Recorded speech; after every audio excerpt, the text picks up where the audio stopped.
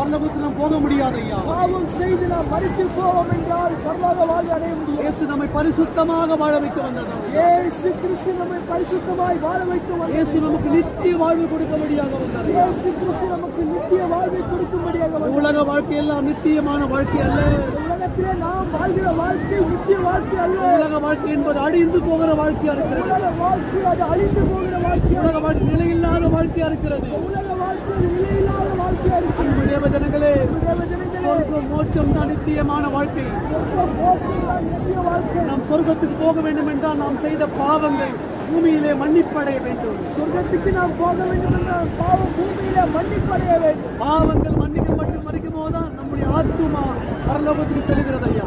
ஆத்துமா பாவங்கள் மன்னிக்கப்பட்டால் தான் பரலோகத்துக்கு செல்ல முடியும். நம் பாவத்தோடு மறிப்போம் என்றால் நித்திய ஜீவனை இழந்து விடுவோம். பாவத்தோடு நாம் மரித்து போவோம் என்றால் அந்த பரலோக வாழ்வாகி